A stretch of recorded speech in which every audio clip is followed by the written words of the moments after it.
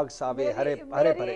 आप सुन लीजिए मैंने नहीं बोला था आप उनको कहिएगा सुन लीजिए भट्टी साहब बात सुन ले। भट्टी साहब मेरी बात अच्छा नहीं मैं करता, चलो ठीक है। नहीं भट्टी साहब की बात सुन ले। मैंने नहीं बोला था उस वक्त, हालांकि मेरी बात पर्सनल हुई नहीं थी। बात तो सुन लीजिए मेरी भट्टी साहब की प्यारी बहन, बात सुन लीजिए, कोई हरज नहीं है, दुनिया पूरी को पता है, आपका भी मेरा भी। हमारी नून लीग जिस तरह कराती है, आप तो खुद पीपल्स पार्टी में रह चुकी हैं, आपने वो भी देखा हुआ है, कितना को फर्क आता है, बाकियों से कितना को फर्क है। ठीक कहा होगा आपने। देखिए आप इस चीज को अंडरस्टैंड करें कि आप एक चीज गलत हुई, जैसे भी पीपल्स पार्टी ने की है, ये नून ने की है, क्या पीटीआई के अंदर से किसी माई के लाल ने उनको चैलेंज किया?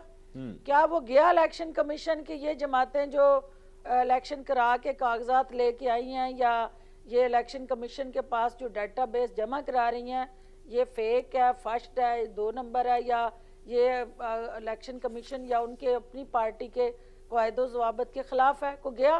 तो जब कोई नहीं गया तो इलेक्शन कमीशन ने जो कोई उनके पास आता है रिलीफ देने, उसको रिलीफ देना होता है। अगर अकबर एस बाबर वहां पहुंचा है तो वो उसकी पिटिशंस जो है वो इसलिए एंटरटेन हुई। जो डिस्कशन हमारे प्यारे मेरे भाई भी हैं पीटीआई की और खान साहब की और ओवरऑल रूल ऑफ लॉ की जो वो बात करते हैं, ये सारी चीज़ें जो हैं वो टीवी टॉक शोज में बहुत अच्छी और दिल को भाने वाली और किसकी बात कर रही हैं आप? आइडियल किस्म की। ये किसकी बात कर रही हैं आप? आपके साथ बैठे हुए हैं, मेरे साथ पीटीआई के रहनुमा नहीं है, मेरे साथ इरशाद भट्टी साहब बैठे हुए हैं।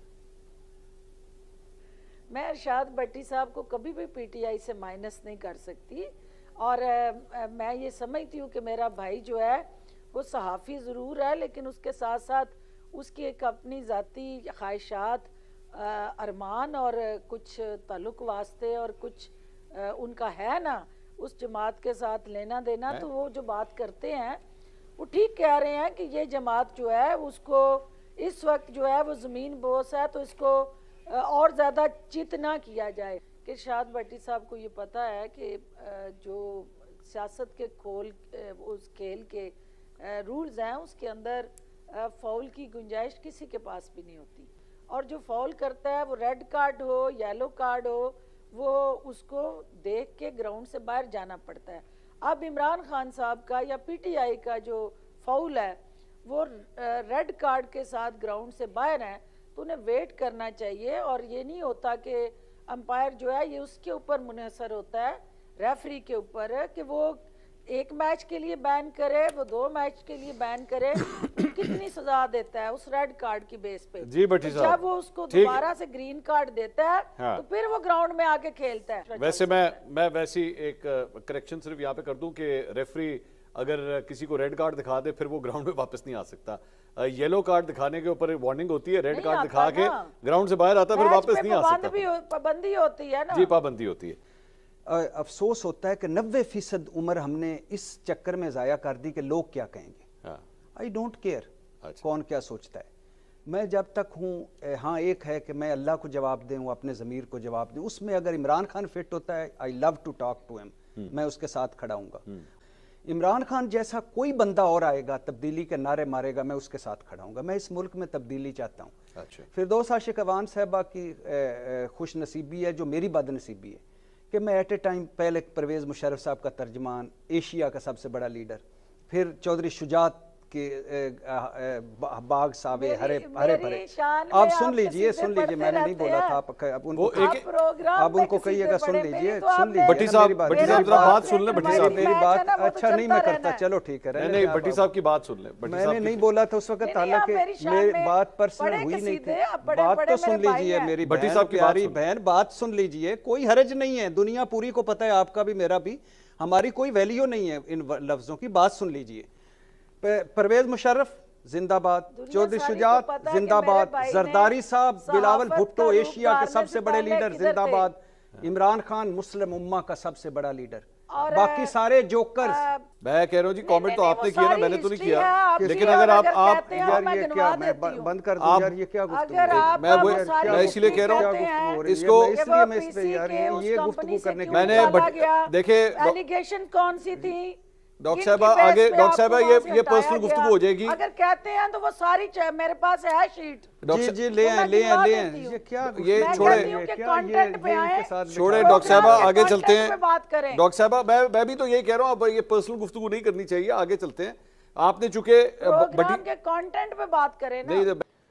مجھے لگ رہا ہے گو کہ اس میں بہت ساری ہم بات کر سکتے ہیں، جیسے کہ صرف تحریک انصاف ہی کیوں، اور کیا کسی پارٹی میں الیکشن ہوئے ہیں، ساروں میں سلیکشن ہوئی ہے، پاکستان مسلم لیگ نون ہو، پیپلز پارٹی ہو، مولانا صاحب ہوں، اسی طرح تحریک انصاف ہو. کیا تحریک انصاف اس وقت الیکشن کے قابل تھی؟ بالکل بھی نہیں تھی. کیا تحریک انصاف میں کبھی الیکشن ہوئے؟ تحریک انصاف واحد جماعت ہے جس نے الیکشن کروانے کی کوشش کی لیکن ہوئے نہیں، ہر مرتبہ متنازع ہو گئے. تو اب بلّہ ظاہر ہے ایک اکبر ایس بابر صاحب سے بہت سارے اختلافات کیے جا سکتے ہیں، بہت سارے اس پہ بات بھی ہو چکی ہے کہ اللہ بس دعا کرنی چاہیے کہ دشمن ظرف والا دے، کہ جب بندہ کرائسس میں ہو، گرا پڑا ہو، اس وقت کوئی حملہ آور ہو تو وہ ایک ہوتی ہے بات. لیکن 70 دن محفوظ رکھا تھا. بٹی صاحب everything is fair in love and war, politics کے اندر نہیں، کون چھوڑتا ہے میں کسی کو؟ شاید وہ آپ ٹھیک کہہ رہے ہوں گے. میں اپنے طور پہ اپنی رائے دینا چاہوں گا. میں سیاست میں ہوتا تو شاید نہ کرتا. آپ اسی لیے سیاست میں نہیں ہیں، صحافت میں.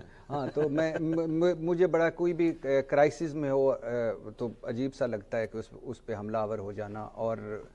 اور جو کچھ وہ ان کے بیانات ہیں کہ پارٹی کے میں تحریک انصاف کو صحیح کرنا چاہتا ہوں، میں اصل پہ لانا چاہتا ہوں، میں اس کو پاک کرنا چاہتا ہوں، میں ٹریک پہ چڑھانا چاہتا ہوں، میں جمہوری بنانا چاہتا ہوں. مجھے لگتا ہے کہ ایدھی صاحب دوبارہ سے آ گئے ہیں، یا کوئی موزے تنگ صاحب یا کوئی بڑے جمہوری آدمی نیلسن منڈیلا صاحب دوبارہ سے آ گئے ہیں، اور ان کا فوکس تحریک انصاف ہی ہے.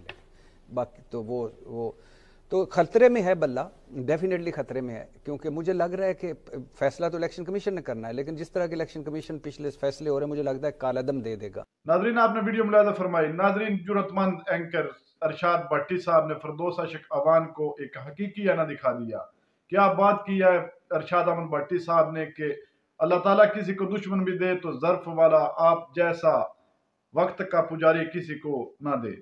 ناظرین جی آج عمران خان کو قید کر کے بڑی باہر بڑھ کے مار رہے ہیں، باتیں کرتے ہیں، اور اس طرح کی بد زیب اور بد کردار ہوتے ہیں. فردوس عاشق عوان جو کہ استحکام پاکستان کے نہیں بلکہ ساری پارٹیوں میں لوٹی کے طور پر رہ چکی ہے، پیپلز پارٹی کا یہ حصہ رہ رہی ہے، اور آج کل یہ انٹرا پارٹی کے الیکشن کو لے کر جتنی باتیں کر رہے ہیں، یہ ایک بامانی باتیں صرف یہ کر رہے ہیں. اس کا کیا حقیقت سے تعلق؟ ناظرین عمران خان صاحب کو انہوں نے قید بھی کیا ہوا، لیکن ان کے اندر ایک خوف سا طاری ہے، اور اس خوف کی وجہ سے یہ آئے روز نئی باتیں، نئی بات زبانیاں استعمال کرتے ہیں. ناظرین فردوس عاشق عوان جس کو ہر انسان جانتا ہے کہ یہ کتنی پارٹیاں تبدیل کر چکی ہے اور اس استحکام پاکستان میں اب ٹھہری ہے، اور اس پارٹی میں اس کو صرف اسی لیے رکھا گیا ہے کہ تم نے پروگرام میں جا کر تہمتیں اور الزام بازیاں کرنی ہے اور عمران خان کو کسی طرح آپ نے نیچا دکھانا ہے تاکہ ہماری مقبولیت بن سکے. فردوس عاشق تم کو کون نہیں جانتا، تم ایک تمام پارٹی کی لوٹی ہو، ہر پارٹی میں تم یہی اپنا رول ادا کرتی ہو. تم جتنی بھی باتیں کر لو یا عمران خان کو جتنا بھی نیچا دکھانے کی کوشش کرو، یہ عوام اب تمہارے اور تمہارے جو پیچھے قید بیٹھے ہیں ان کے جھانسے میں آنے والی نہیں ہے. عوام اس وقت ہر بات سمجھتی ہے. ارشاد بھٹی صاحب میں آپ کی جرأت کو سلام پیش کرتا ہوں جو اس طرح کی بازوبان عورتوں کو لگام ڈالتے ہو اور ان کو حقیقی آئینہ دکھاتے ہو. ناظرین اس ویڈیو کے بارے میں آپ کی کیا رائے ہے؟ کمنٹ سیکشن میں اپنی قیمتی رائے دیجیے، اور اگلی ویڈیو تک آپ نے میزبان کو دیجیے اجازت. اللہ حافظ.